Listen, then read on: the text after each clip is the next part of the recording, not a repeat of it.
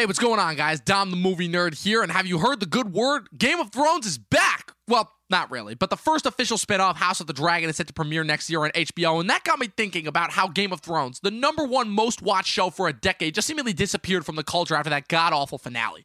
And I wanted to find out why, which is why I'm proud to present the newest hit show from the Talkin' TV network, Talkin' Thrones, the new weekly show where myself and friend of the channel, Professor Pat Huber, get together to break down each and every single episode of this hit show. We've got focus character segments, we break down the lore, we go over some old reviews, all to get to the question of where did this show go wrong? It's a really fun time. You guys are not going to want to miss this. So head over to the Talkin' TV channel on YouTube and Spotify to check it out. We go live every Sunday at 8 p.m. Eastern Standard Time. Audio goes up the following Saturday. It's going to be a really great time as we once again battle it out for the throne.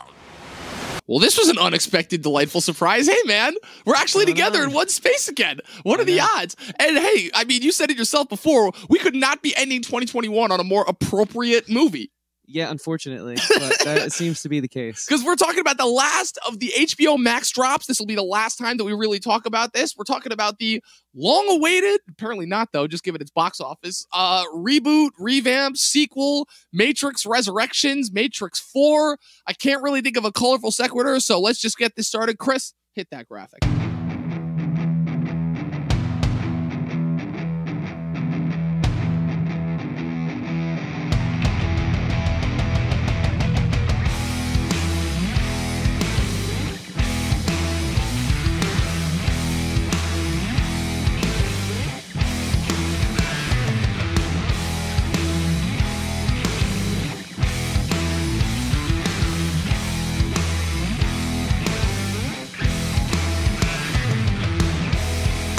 All right, man, we're back. Last episode of the year. This is it. You excited? I'm excited to move on to bigger and better I think things. you know what I meant by that, because Pat would say, as a film critic, he's excited to move on to greener pastures because this year has killed him. that just sounds morbid when you think about it. If you really think about it, that sounds really fucking morbid. Moving on to greener pastures, it's like, okay, boomer. This year has killed him. He's Kill him. famously said Kill him. outside of the theaters that he doesn't know if he's long for this world anymore. Wow. After watching Spider-Man. Was that? Wait, hold on, wait. Because rephrase that, because I don't know if that's exactly what he said. I think what you meant to say was, I just don't think I like media anymore. And you're like, well, that's a problem because you teach it for a living. So well, that is our world. And so for Pat to say that, that's how I translated it's a problem. it. But you know, like throughout the course of you moving away this year and quickly sort of figuring out a way to carry on our movie club, essentially is what you could call it, without you, Pat and I have really been carrying the narrative. And I don't know if it's his pessimism or if it's his ability to open my eyes, but like, good riddance to this year. This movie sucked, and I can't wait to just get this over with. The only thing that I'm going to say in order to conclusion and wrap up this year is I will say, as much as I do love Pat, hanging around somebody of that amount of pessimism could definitely like have a certain effect. It's why I, for the most part, attempt to remain around like people who, because I will say this, even though people are definitely naive and get way too excited about a lot of things that are not worth getting excited about much really anymore as far as movies go, I will say that like, understanding where they're coming from and what gets them excited, I feel does personally help me as a critic, because I'm like, look, it's ultimately, I'd like for it to be my job to not only like kind of help push Hollywood in the direction that it needs to go in, which unfortunately it is not, but also like understanding other people's viewing habits other than our own. Because look, at the end of the day, every one of us knows we are in a bubble. We love and look at this shit in a way that really nobody else does. And that's been honestly a part of like my rude awakening over the last couple of years. And this was really your first year of actually like experiencing that. And my whole thing is that, okay, even though I know going forward, most of the stuff that's going to come out, I'm not going to like. I do also like still want to watch it and keep track of it just so I can like understand people's viewing habits, because that's going to be like the key to like if we ever make our own stuff, understanding like what's going to be watched just in general. So like that stuff is important. With that being said, this movie was not it. Oh man, like, but okay, can we just start with farthest thing from well, can we just start with this? Can we just start with the fact that besides all the myriad of problems going into this, that like this idea really should have been like it just the entire idea to me of soft rebooting something just feels outdated. Is that weird to say? Because like I feel like already like that was the number one thing going into this new Matrix is the fact that, okay, by default, it's gonna feel outmoded because more than just being like a remake of another like piece of IP that one of these studios had in their closet, the Matrix as an idea was pretty goddamn revolutionary when you consider that it came out at the time. You know, like this is a movie that essentially took all of the like kind of mounting frustrations of Generation X, which was really the first generation that was like starting to have like just a big problem with society and everything, because we're talking about the 90s, which is the decade that the corporations have pretty much really figured out like how to completely latch themselves onto us, the public conscious. I wouldn't say they're the first generation to have a problem with societies. Okay, but what were the hippies all okay, about? how about that? How about this? The first one to like really vocalize it in a way that people were starting to look at it and be like, this might become problematic. I'd say the first generation to have a problem with the way technology was starting to interface with us. All right, that makes more lives. I'm not going to let you get away with that. Okay, but that's fair. That's fair because context is needed for it. Keeping in mind also in the year 1999, which already had Woodstock 99 happening on, and then you have this movie that comes out.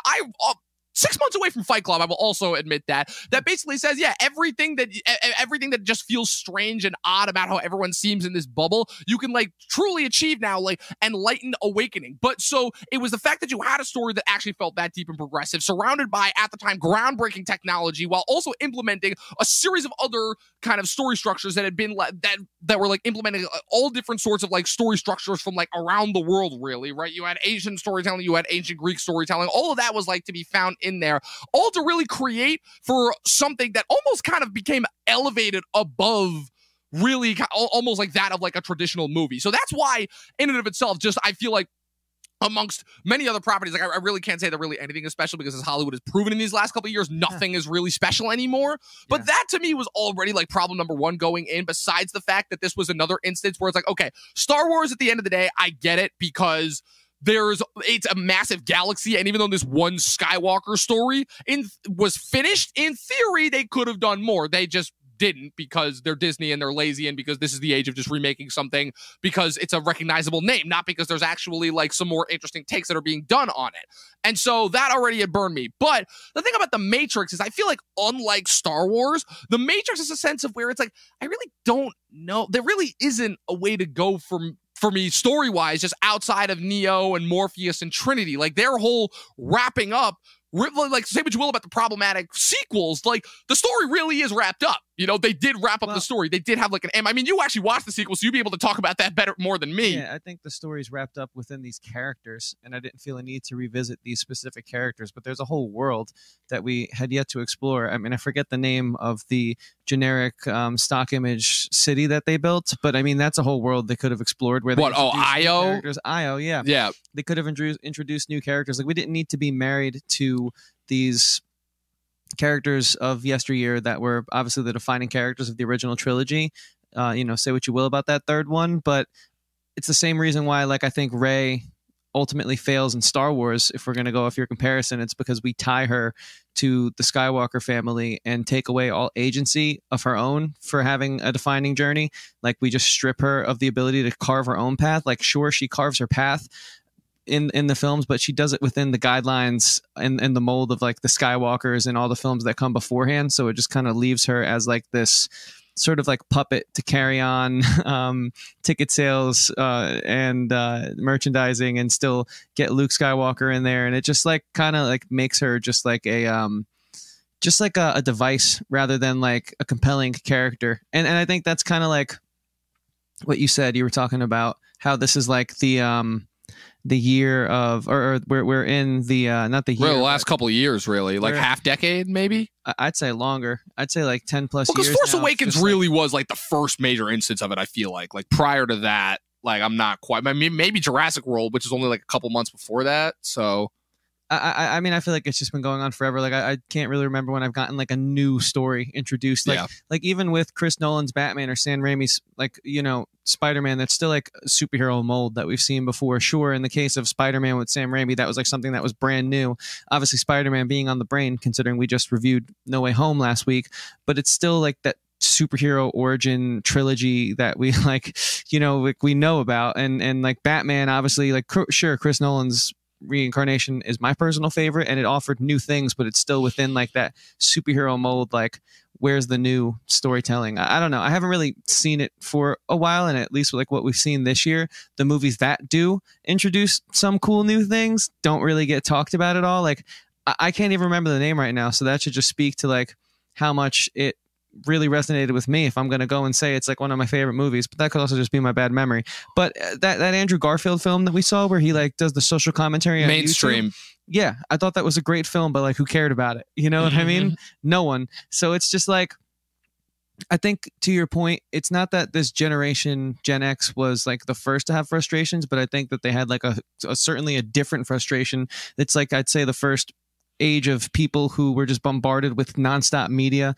Like those are the kids that were like in their fifth, like, you know, their late teens, early 20s, and they could go on the internet and like, you know, talk outside of school and communicate, right, and like nonstop like social connection and interaction. I think The Matrix is a great social commentary for all that, but I think it just falls short because it's not trying to tell us anything that we haven't already known since the first one came out. And I think that's a part of my like frustration, just to tie it all the way back to our conversation about wrapping this year up and how perfect it is to end this year on this movie. Not because it's a good movie. I actually think it's a pretty bad movie. And it's sad for me because I really liked The Matrix in the first trilogy. Again, say what you will about the third one, but it just sucks that I don't know if it's going to get better, really. So it's like, I feel like this is now par for the course. Yeah, so, I mean, let's talk about that for a second before we actually get into this movie. Let's talk about just Hollywood in general and, like, what it is, kind of our problems with them versus figuring out. Because I've been really trying to think about this a lot, just as far as like the last couple of years. Obviously, again, the instance where they go is obviously because these movies make money and because everyone's still in a strange way pursuing the Marvel mold, just in vastly different ways than they were a couple of years ago. I feel like, again, it's a combination of the Marvel mold that everyone is still trying to pursue as far as the incessant remakes and trying to tie everything together because something into something, because now inherently, forget if it's Marvel, people are just not interested in it now unless they feel like it ties into something like bigger or something. And I think that's universe, right. Well, but I think that's personally why streaming is having just a little bit of success with this stuff, as we've seen throughout this year, because this is also the year that streaming really took off as like as you know, kind of the start of this year, and then with the whole HBO Max model. This is obviously the last of the HBO Max direct drops, while also simultaneous theater drops. And it also hurt this movie tremendously because on top of the fact that this movie was opened up in the holiday season, which was always a jam-packed season from a movie standpoint, it was competing against Spider-Man, The Kingsman, Sing 2, which are like good counter-programming to which everyone was going to watch. Spider-Man, that was like the big movie event this year.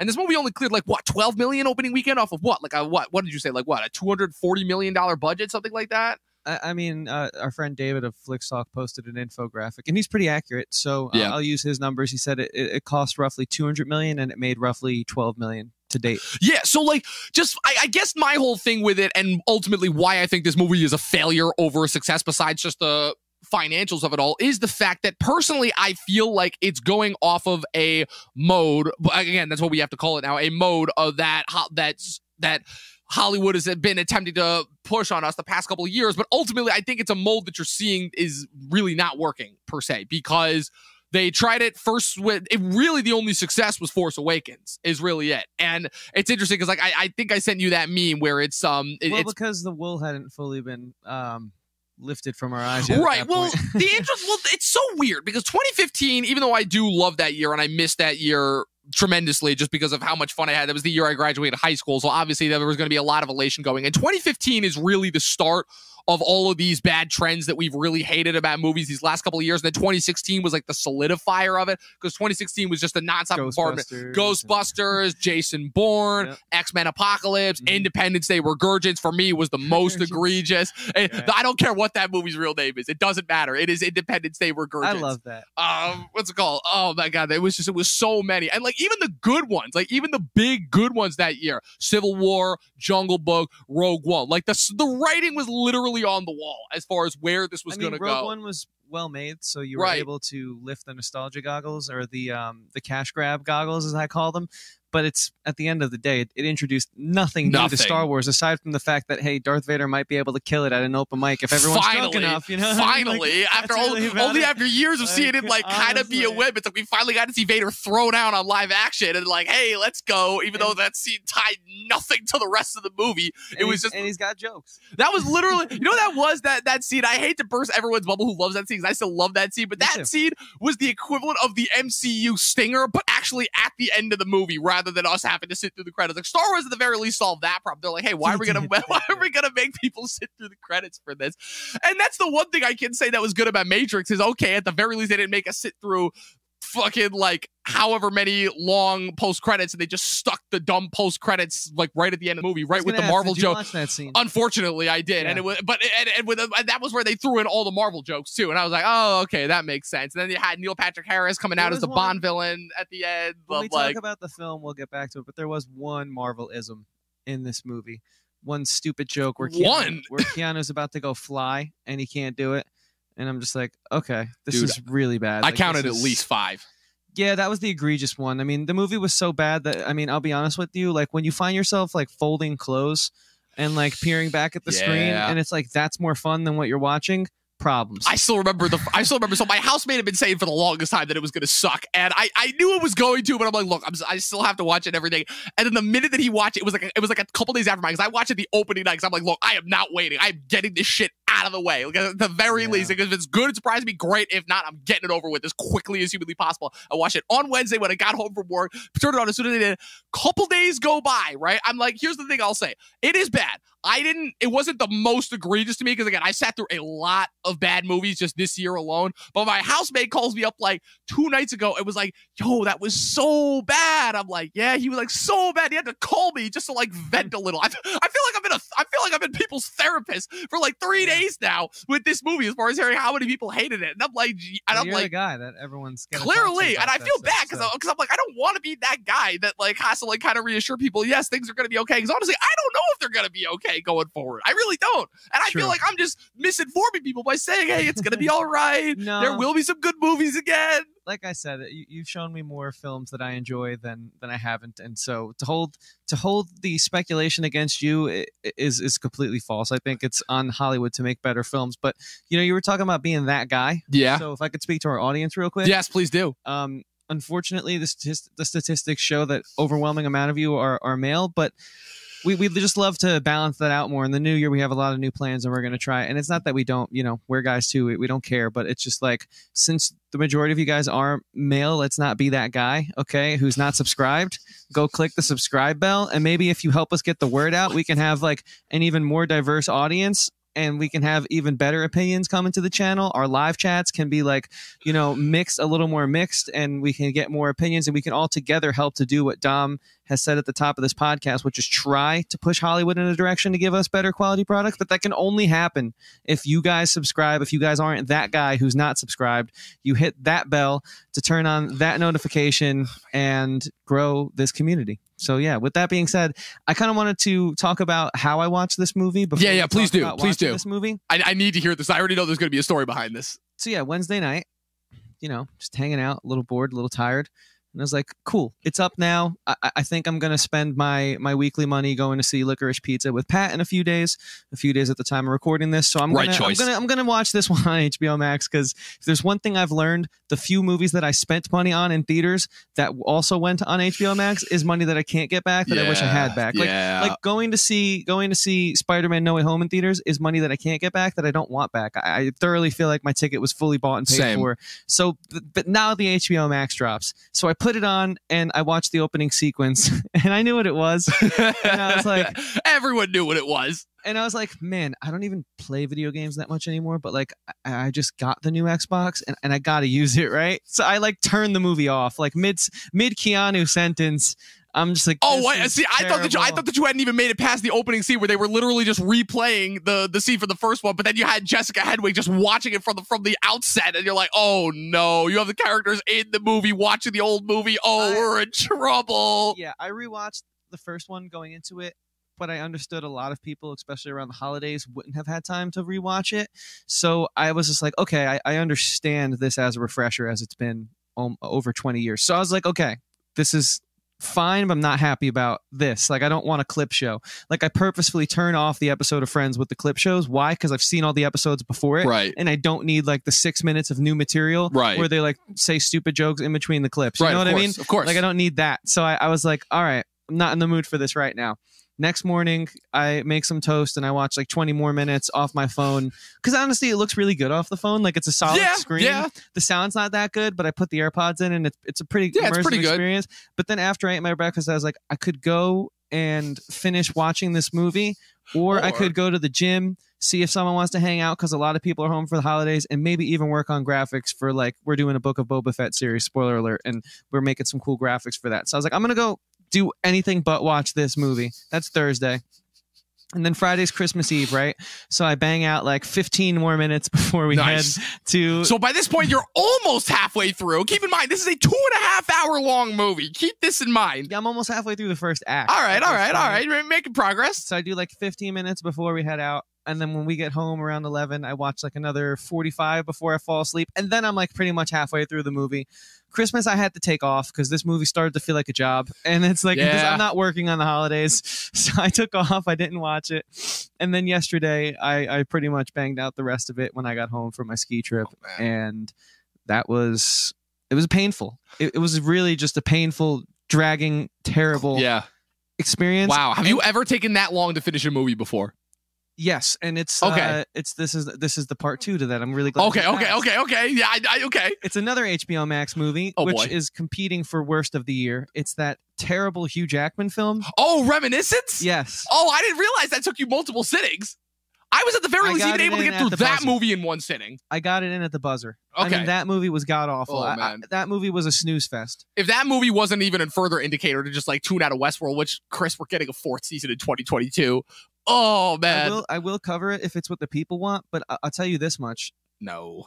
I'm not excited about it. No. I'm really not. I mean, if Marshawn Lynch should not be the... Look, I love Marshawn Lynch. Oh, man. Okay? I know. I remember you freaked phenomenal. out for like 10 minutes straight when I told you that was him because you didn't recognize that was him. I didn't recognize him. He's a monster. I love the NFL. He's watching him as a kid don't you remember? He caught the football. He caught the one. He caught the bomb in the finale. He did the thing that they cast him for. That's true. And like, so I love Marshawn Lynch, but he should, and he's great in that KFC commercial right now. I don't know if you've seen it.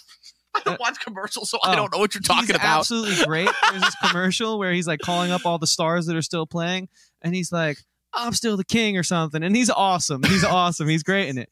But he should not be the best part of your show. Like he should not be the and you know, like in my rewatch of the first Matrix, like Keanu's flat in these films purposefully. Right. But there's so much substance and there's so much new and refreshing about that 99 film. Yeah. That it like he's not flat, he's portraying the character. But this film really exposed how thinly veiled. Well, you know what's funny about that? I do find it really interesting that you brought that up because you're right. Keanu was still just as flat and lifeless in this as he was in the first three. But like you said, the first three was 4 and 10. But the crazy thing, the absolute crazy thing is with the exception of a few people, I will give credit where credit is due to Neil Patrick Harris because even when he has nothing to work with, he still spruces it up a bit. I still will say he was my favorite of the bad Oscar hosts of the last couple of years. I do really think that he actually added a lot to that in a way that I feel like everyone was really unfair to him for. And that's pretty much it. But everyone else around them was so flat and so boring and just sounded like they were delivering such stock dialogue that it almost like lifted Keanu's performance up in a strange way. I hate it. Yes. When you do that, I'm almost in this weird spot where I'm like, I almost want to reward this movie for pulling that off. But then I take a few steps back and I'm like, wait, what the hell am I doing? No, that's a problem. Like if Keanu, who is largely known as being kind of flat, kind of bland, kind of boring. I mean, it doesn't take away from his movie stardom or his overall charisma and charm and presence. Like, of course, like he is that for a reason. But like when the rest of when the rest of the movie by comparison is so bad that they're lifting him up, I'm like, oh man, and like, is there a word to describe that, or like a phrase, or like a certain like it's idiom or something? Because to me, it just felt like a cash grab. It's like, hey, like let's just see what we can get from this. But the problem is the budget did not meet the quality of the film. And I was just thinking to myself, like, there was such magic in those first two. Where did the script writing go wrong? Like, where did the screenwriting fail us? Because no one's doing anything different in this movie. That's and if anything, that's the problem because it's the same goddamn creator. It's Lana Wachowski come back, only without Lily this time. You know, now so it's just her back. And yeah, I almost feel like the conversation that Warner had with them when they approached her, because there's no way that she actually had a great creative idea for a fourth Matrix. There's no way. This totally seems like the last movie that they did was Jupiter Ascending. Put that in perspective. There's absolutely no way that this was an actual like original like creative thought that they put. Didn't they speak about that in this movie? Wasn't there like a line where they're like, the studio like forced us to remake something? But you know that was exactly just that was just more gaslighting, because that's what these movies do now. They gaslight us into thinking, oh, we're so smart and clever by calling out the studios that greenlight us.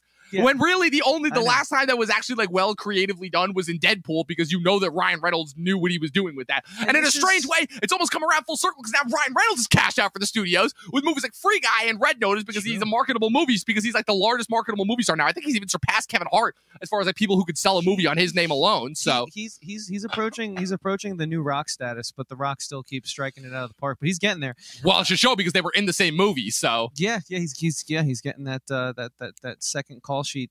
Second on the call sheet status, but behind the biggest movie star in the world. But you know, like that's the thing. It's exactly what you just said. You know, they think that they're smart by talking about it, and I wonder if those lines are added because the movie's so bad that they have to do that. And it's one of those I have a better theory. I think it's just the fact of they have like a reservoir of. I've had this theory for a little bit now with the last amount. It's almost like the studios have this reservoir of stock lines they had to put back, you know, because you know how back in the day, right? He would always have those, because the problem is, right, the 80s action one-liners, you had Stallone and Arnie improvising like every other line, and that's how we got all those amazing action one-liners. Oh, really? And then when it came to the 90s, right, and they started swapping out those guys, they realized, oh wait, we don't have to pay these actors, these actual actors like Nick Cage and John Travolta as much, and then come in and just say like all sorts of crazy, and they started like assembling like a batch of action one-liners that they would just obligatorily throw into the movies. And then in the 2000s, it kind of went away because of like the effects storytelling, but in a way, the 2010s almost like kind of brought them back, because Marvel just like has a reservoir of like one-liners that they have to throw in there that Downey just like, because Downey improvised. I think what happens is Downey just improvised like 200 one-liners, and they just took them and just randomly threw them into other Marvel one-liners. And then Disney and then later Warner Brothers started assembling their own line of one-liners. That was like accentuated once Ryan Reynolds did Deadpool and started throwing in all like the meta, like making fun of studios thing. And that's now where they came from. They're like, okay, we're gonna have, okay, the studio said this, okay, good, that's it, throw that in, you know, but that'll make us seem clever and subversive.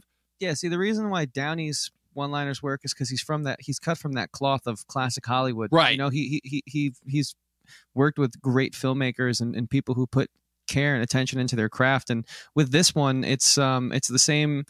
I feel the same way about this new Matrix film that I feel about what started around when Inception became a huge hit. Something that I think, as like a musician, I was trying to be in tune to other mediums of art just for my own growth, and I was never fully as immersed as I am now in the film world. But I do think I still picked up on it, because the same thing was sort of happening with songwriting around the time, where it was like not gaslighting, but I think it was like corporate. What's the word? Basically the corporate influence, let's just call it. Not influence. I'd say it's like a corporate cockiness where they just sell us so short that they think that this twist that happens, which will literally. Okay. Can we even call it a twist? Because it's like, if you already know a twist is coming, because again, it's literally a remake of the original. Right. We've literally seen this before. I don't even think that qualifies as a twist anymore. And like with Inception, it's like, oh, the thing inside of the thing. And it's like, okay, cool. Like nothing blew my mind about that. So either we are dumber than I want to believe as a society, which is super depressing. And as media consumers, really, why am I working on 2 scripts right now? Why are you working on all these scripts? Or it's just that we've just become so comfortable with just buying what they're selling because it's a little bit of escapism that we don't ask for something that raises the bar anymore. And I don't think we ever did ask for something that raised the bar in the past. But what I do think happened was now with like data and analytics and trends, we're able to see that, hey, or the corporations are able to see that, hey, we can actually do less and still get the same amount of value out. So instead of trying to like greenlight all these stories that are going to make money, and this is how I'm tying it back to the conversation that started this podcast, so you guys can see I'm going somewhere with this. So instead of tying this back to like, instead of like finding a new creator with a new story and taking a chance and a risk and throwing $200 million on a new sci-fi epic that might only make 12 million, we can do that with The Matrix. And hey, maybe it might only make 12 million because the script's terrible, but it also could make way more because the ones in the past have made way more. And so I think it's like this corporate comfort, and I think it's like I feel like this is perfect given ties into that, and all of it's just like it's not that like moviegoers are asking less questions or asking for, easier films or more digestible, palatable products. I think it's just that there's so much more out there now, and the media moves so much faster that we have less time to think about the schlock that we're getting. And it's really a part of like the clickbait fast nature, and movies like this and years like this, 2021, 2020, right? In 2019, we had some great films, but we also had like a lot of bad ones too. Yeah. And I know you've been saying the same thing even longer, because 2019 is when I hopped on this train. Yeah, 2019, the whole thing that people forget about that year is that fall came to and hit so hard that people forget about the first 2/3 of that year, which were pretty lackluster. Summer 2019, post Endgame was pretty underwhelming, and the spring was really not that much better. But it's like one of those things where it's like, it's not that moviegoers are asking less questions. I feel like we just are having less time to think about what we're getting. I have a perfect phrase for it. And I think it's perfectly fitting given the shirt that you're wearing. Would you say that moviegoers have become comfortably numb? Yeah. Come on. Like, it was right there. I would say that. It was right there. Hey, that worked. Like I saw that. A concert ticket, which is like... You know what's crazy, too? I literally came up with that line, and then I noticed you were wearing the Pink Floyd shirt. I'm like, hey, perfect opportunity right there. Yeah. No, Pink Floyd definitely... Yeah. They saw it coming, I feel. Yeah. But like years ago. Because when did they do that song? They did that song like 74 or something. Exactly. And their whole movie, The Wall, is just about like media and gaslighting us through like propaganda. Right. And this was back during the 70s, like the best decade for movies ever. So... But then again, that was also when like Hollywood was like actually like taking chances, and that Hollywood was like kind of like, the go against the man kind of mentality, and they were trying to expose like a lot of the underlying socioeconomic problems that were happening at the time, Yeah. So and this movie tried to make you think they were doing that, but they didn't. So Dom, take us into the specifics of this film. Like, let's start talking spoilers about this movie. Is it really around it enough? We've painted enough of the groundwork on the back half of this podcast. I think we should. I mean, look, put it this way. I know there's not much. I'm trying. Like you're already making my brain hurt, because just having to try and recall plot details. That's why I wanted you to go first. Was already a little bit. I hate you for that. Thank you. So basically, as far as breaking down the plot of this, so everybody who's seen the previous Matrix movies pretty much knows as far as what happened. Like if you're familiar with the ending of Revolutions, the idea is that Neo sacrificed himself in order to allow the humans to achieve peace, while also managing to help purge the Agent Smith virus from the machine system, because at that point, Agent Smith had become too big of a problem for even the machines to handle. So, of course, naturally, where does this movie pick up? Right back where we started. We're literally rewatching the first Matrix in this movie, because on top of all of the other problems that this movie has as a soft reboot, Chris, I don't know if this bothered you or me more, but the fact whenever a movie has to literally replay clips from the original, I don't care how creatively intent it is or however much it is. If your movie has to literally rely on clips from the previous movie in order to reinforce, that was another problem that we saw with the Halloween Kills that happened this year as well. That's a problem. That's problem number one. So that one, and then you have the characters, the new characters that you're watching the old movies, in the form of Jessica Henwick, who I feel like, and that's another problem too, is her and Yahya Abdul-Mateen are both becoming actors where I'm like, I know you guys are good actors, but you keep getting stuck in these terrible things. Because Jessica Henwick, she's one of the Sand Snakes in Game of Thrones. She was Iron Fist's like romantic lead, and then not in Iron Fist. And now she's in this movie, and I'm just like, oh my God, this poor actress. When is she ever going to catch a break? And then you have Yahya Abdul-Mateen II, and I knew that he was going to be playing the new Morpheus, and I really didn't care about how they were going to explain it away, because I'm like, okay, the only reason why they're doing this is because Lawrence Fishburne took one look at the script and was the only one smart enough of the original three to be like, pass. No, there's nothing actually new here. And so they ended up casting Yahya, who is honestly at this point, like, I'm not faulting Yahya because he's doing everything right as far as career goes. He's been in a DC movie, he's been in a critically acclaimed HBO show, and he's been in an Oscar Beatty role that almost got that, playing like a major American icon. So he's doing everything right as far as career-wise goes.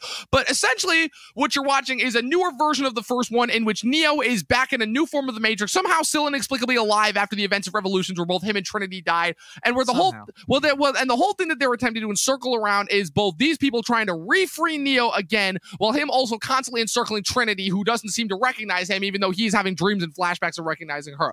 And the second big problem of how I knew we were in trouble is the fact that, okay, so the people who made this movie know that we know that the characters know. It's like this whole 18 different levels of inception that they're in the Matrix. So they're not even trying to dispense with any of like the cool, really awesome buildup that you have from the first one when you weren't quite sure what was going on before the wool was pulled back on your eyes. But I won't dive into that, because narratively, that's something that everyone is going to pick up on and absolutely should realize, is that, oh, wow, okay, so already there's nothing narratively interesting here going on. So dispensing with that, once they pull him out of the Matrix again, it's basically the whole thing of where, okay, there's a new Matrix and there is peace between the humans and the machines, but there isn't peace between humans and the machines. There's factions now. Because people are still trying to free other people from the Matrix. So even though they saved a bunch of people, they really didn't change anything at all. And there was this one weird period where the machines were fighting each other. And okay, Smith and Morpheus are back, but they're programs that have been created by Matrix, by Neo, even though he didn't actually create them.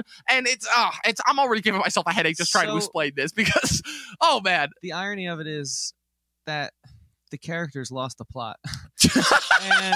and it's like we went from trying to save humanity from the Matrix, which was compelling. It's a pretty simple sci-fi plot, but the first two were great. Literally have people free their minds and actually wake up from like the humdrum of the boredom of how society can keep you down and put you in like this kind of nonstop continuous circle, you know? And at the time, I can't say that's an original idea, but I feel like it had been a while since that type of sci-fi plot had gone around, and they did a really good job pairing it to like Y2K's on the horizon and the machines and computers and the internet bubble. Like again, there's a reason why it worked for the time that it came out. I'd say it's a classic Hollywood film of the modern era of Hollywood. It's like a modern classic, the first Matrix, sci-fi wise, and I think it worked because of like it's like an easy plot to sell, but like they did it in a way that was like new and fit for the times, and it had nuance, right?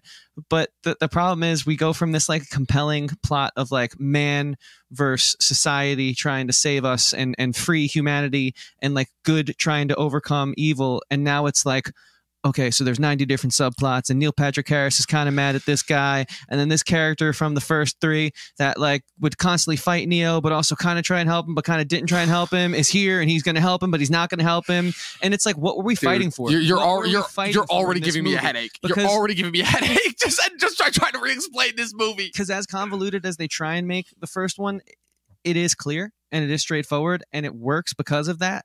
Because there's a clear vision, there's a clear story, there's a clear narrative direction, and like not that there wasn't narrative direction in this, but like there was multiple narrative directions. Whereas in the first one and the first two, like I feel like we have this one thread line, and then each character has like similar ones, but they're all moving the same direction and they're coming to the same point, like they're converging at the same point.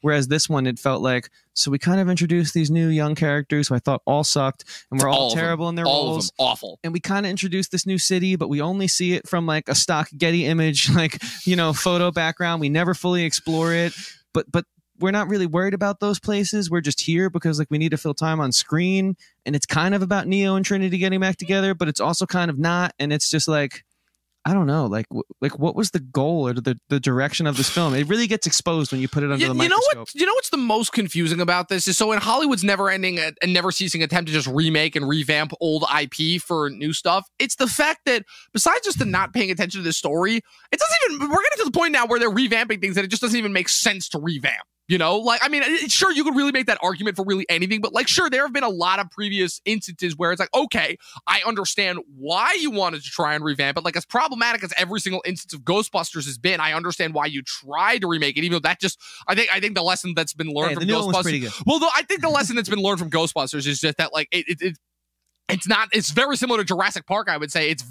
like there really is no instance in which this story lends itself to further entries outside of the fact of, okay, there's one element of the IP that is sellable and can make toys, ghosts, dinosaurs. You know, as long as you put dinosaurs on screen, people will watch it, I know, regardless of the story. Because if you ask me, none of the Jurassic Park sequels have been worthy of their existence. Not one. Right. I know you liked your Jurassic Park 3, and I will admit Jurassic World had some interesting elements to it, but... Well, that's a podcast for a different day. Yeah. See, the point you're trying to make, again, it's a point of opinion and perspective, but I think it's rooted in some fact of like filmmaking. And so I will say I agree with you on that. Well, because just from a point, not in your specific example, but just from a remake standpoint, right? Because the thing that I always bring up as far as what it is that Hollywood is missing about all their remakes that they're doing now that they didn't make in the past couple times is that the remakes that they did in the 80s, there had been such a significant amount of time that had passed, right? That people pretty much forgot about them, right? The stuff that they were remaking was pretty dated and was like necessary for a modern revamp. And the people that they got that actually wanted to make it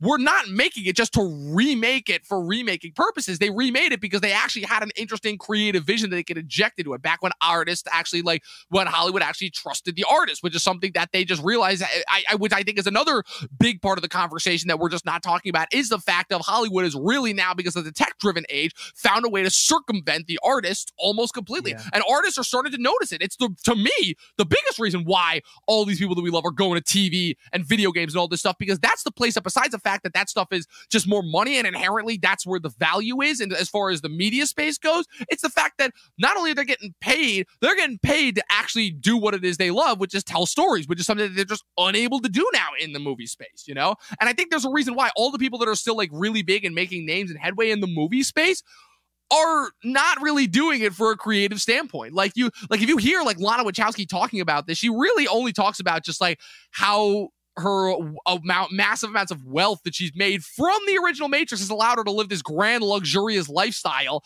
that doesn't really have anything to do with artistic intentionality, and just more so just like just messaging. And I'm like, Which what? I don't falter for that. I mean, I think artists deserve to get paid for their work. Oh, for sure. But I mean, I think it is a weird sort of. It's a weird. Just to me, like, not at the expense of where like you're almost trying to substitute that for artistic and creative. Yeah, it's weird to throw that out there. Yeah. But before we get too far away from what you said, like you raised a really great example historically where I do agree with you that like in the 80s there was a need to recreate films like, Invasion of the Body Snatchers or The Thing. Like, are there any more? The Thing, Scarface, yeah. The Fly. Give us some examples. Even recently there were some good examples, like the Western remakes that they did. Surprisingly enough, I will say in a strange way, because we always talk about the whole thing of the superhero genre being the new Western, but like the new gritty, like neo-Western genre of the last couple of years, pretty much every movie that I've seen in that genre has been great. Like Hell or High Water, Sicario, Wind River, what's it called? The remakes of 3:10 to Yuma and True Grit, I thought were both really, really awesome, and in a way like better than their originals. Obviously, it's been so long, right? And they're actually like even like smaller ones, like this movie, The Water Diviner, that Russell Crowe directed. There was this movie that Kurt Russell did called Bone Tomahawk. Guy Pearce did this movie, The Proposition. Robert Pattinson and Guy Pearce were in this other movie called The Rover. Like the Western, in a strange way, to me, is I feel like where they need to like look as far as, okay, this is how you bring this genre. This is how you continue to tell these stories in a way that's actually creative. Another perfect example, everything that Shane Black was doing prior to The Predator as far as bringing back like the buddy cop genre, between Kiss Kiss Bang Bang and The Nice Guys. Like, it was almost like he was bringing like the buddy cop genre really into the modern day. The only instance that he really failed was with Iron Man 3, but there were still people that liked that movie and everything that he did with it. Which is so strange that he made Iron Man 3, which was a rendered movie, right? And then he made Predator, which was an unrendered movie. I don't know how you forget to render. Don't even get me started on that movie. Anyways, but I think that inherently where the problem comes from is the fact of it's not that Hollywood doesn't know how to do remakes properly. It's that the problem is that the remakes that we know work are either not recognized or they don't make money because people just don't watch them. And I feel like that's the other big problem that we need to talk about here, which is people's viewing habits. Because at the end of the day, Hollywood makes stuff for people to watch, and people's viewing habits, I'll admit, have not been that great recently. They've been pretty poor.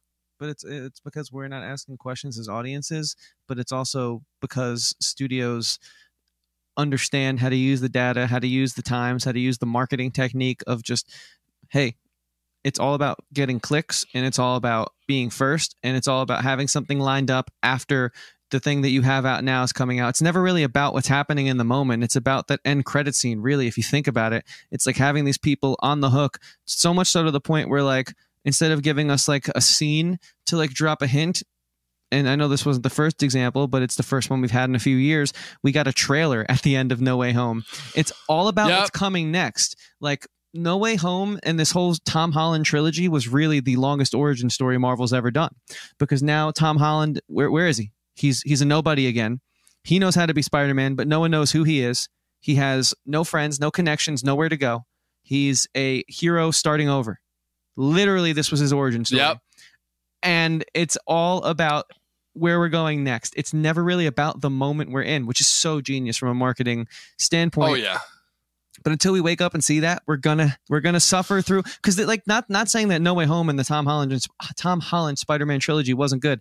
I actually really enjoy it a lot. It's one of my favorite superhero trilogies. In hindsight, having a few weeks now to look back and retrospect on it, I still think Sam Raimi's is better, but that's a podcast for a different day. What I'm trying to say is, this is we're gonna have to deal with a lot of your Ghostbuster 2016s and your Matrix Resurrections, because until more people and look, if you guys subscribe, hit that bell to get notified when we go live, and hit the like button on this video, maybe we don't have to wait for people who have bigger platforms than Dom and I to raise these flags.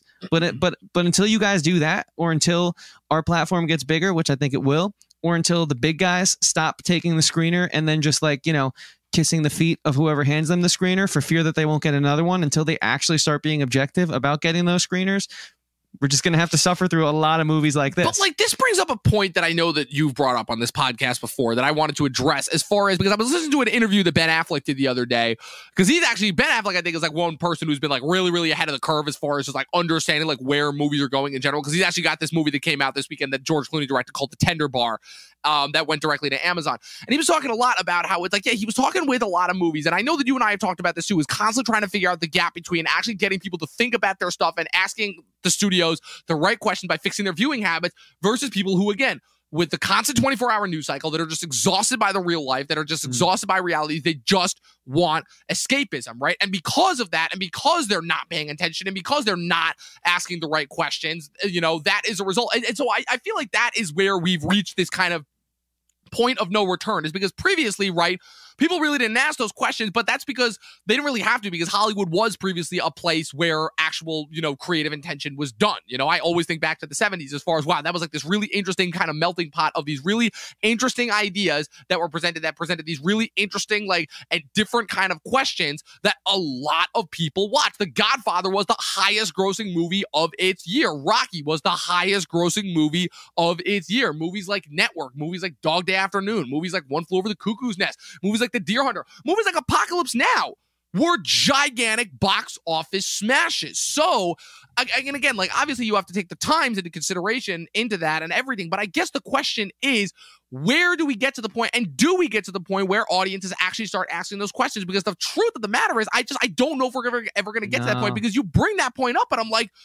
when is that going to come about? Because everybody that I talk to that is like the prime audience for the stuff that is made, that are not people like us, they don't care. They just want to sit back, relax after a long day of work, and just tune out to something like Yellowstone, which could not be more base-born, good guys good, bad guys bad, good conquers evil at the end, like, if you could get, and so people, so that's where we have to talk about as well, because everyone loves to complain about the studios and their problem, but people's viewing habits are just as big a problem. And until more people start watching the Successions and the Ted Lassos and the stuff that's actually trying to do some creative, interesting storytelling, we're just going to see more of this. And we've been talking about this for years now.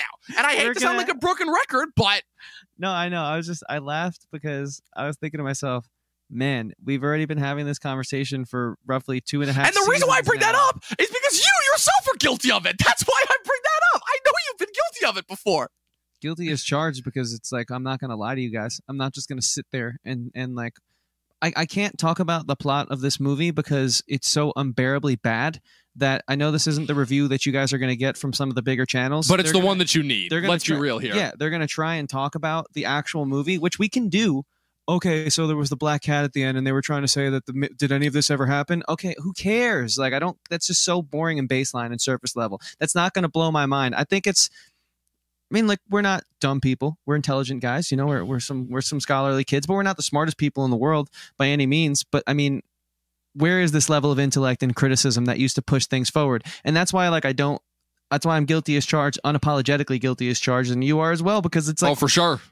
We should have. I love those goddamn Michael Bay Transformers movies. I don't care. I will never apologize for those. I love those goddamn movies. But if you think about it, in theory, if we weren't asking the questions that we wish were being asked, we would have sat down, we would have gone for 50 minutes talking about the nuance of the plot, but there wasn't any. What? I was about to say, like, what nuance? And it would have just been another YouTube video. I don't know, man. I don't know if even gun to my head, I don't know if I could have found any nuance in this. I really don't. Right, and that's the point I'm trying to say about us. It's like that's why I'm, as much as I like kind of am over covering movies like this, you can't predict that the movies are going to be this bad. True. And also, it's one of those things where at least we're offering this opinion, not to toot our own horn, but it's like why I love doing this show, because it's like I don't hear this anywhere. And I'm a fan of the medium. I follow people in our peer group, and I feel like we're all saying something a little different than the big guys, and hopefully one day that flips, because I don't know, like, go and watch Brando Critic's review of this movie, guys.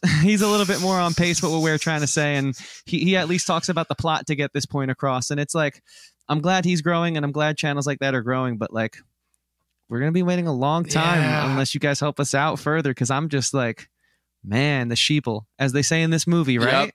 And that was to me where I checked out. I'm like, oh, they use sheeple. Fuck this movie. So fuck cringe. This movie. And like, it was all so cringe. And like, if we could just talk about, if I can bring up one last point, and probably Sure. the number one reason why this movie was as unsatisfying as it was, is because it's just not groundbreaking. It's not like The Matrix was a groundbreaking piece of filmmaking when it came out. It was using wire work. It was using green screen. It was using special effects. It was using, again, the way that it integrated the plot with the technology. This is the thing that I always talk about that a lot of action movies miss now, and Marvel in general, is the fact that the centerpiece is not the story, it's the stunts. And this is something that Mission Impossible is just as guilty of, even though I know a lot of people like to laud that one. And I'm like, nah, Mission Impossible is just as guilty about this, because you're not watching that for the story, right? So true. You really are watching that for the spectacle, right? So that brings it back to spectacle filmmaking. But again, if this is supposed to be the latest in the line of spectacle films, it's like, if the spectacle's not delivering, then what does this movie have? They stood still the whole movie. They stood still. like 90% Like, of the movie.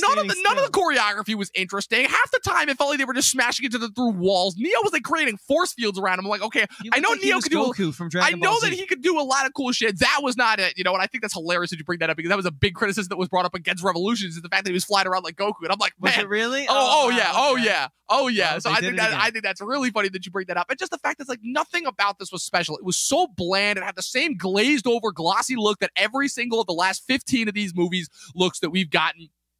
There was no color. Even the way that they implemented the green and the looks of it, it wasn't there. They obviously couldn't bring back the black suits and the leather and the sunglasses, because that mode was outdated, because they know that the internet would have torn that to shreds. I find that ironic too, is again, it's another instance where Hollywood is still behind the 8 ball as far as the internet goes. I'm like, how is that possible for all their data and all their metrics that they have? How are they still making these movies where it shows that they have no understanding of the internet and how it works? My theory, although I know it's not true and it's not rooted in I don't any know, factuality, is that when they dig deeper than the surface level and they go to like channels like ours and conversations like ours, they don't like what they find.